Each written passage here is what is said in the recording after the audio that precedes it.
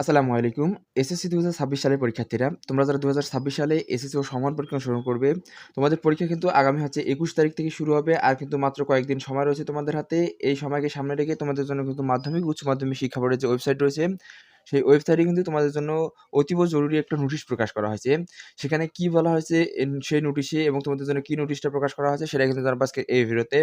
তুমি যদি ২০২৬ সালের এসএসসি পরীক্ষার্থী হয়ে থাকো তাহলে কিন্তু আজকের এই ভিডিও তোমার জন্য অন্তত খুবই গুরুত্বপূর্ণ। কেননা আজকের এই ভিডিও থেকে তোমাদের যে লাস্ট পর্যায়ে তোমাদের জন্য যে আপডেটটা প্রকাশ করা হয়েছে বা তোমাদের জন্য নোটিশটি প্রকাশ করা হয়েছে সেটা কিন্তু জানতে পারবে আজকের এই ভিডিওতে।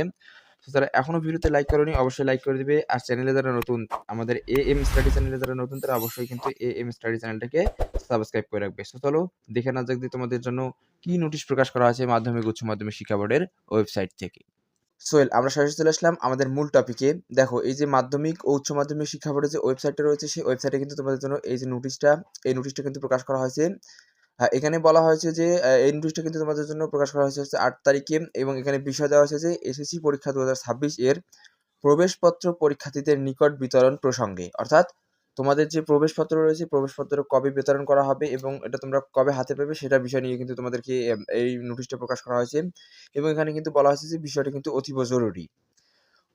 উপযুক্ত বিষয়ের পরিপ্রেক্ষিতে জানানো যাচ্ছে যে এসএসসি পরীক্ষা ২০২৬ এর প্রবেশপত্র ঢাকা শিক্ষা বোর্ড থেকে কেন্দ্র সচিবের নিকট ইতিমধ্যেই বিতরণ করা হয়েছে।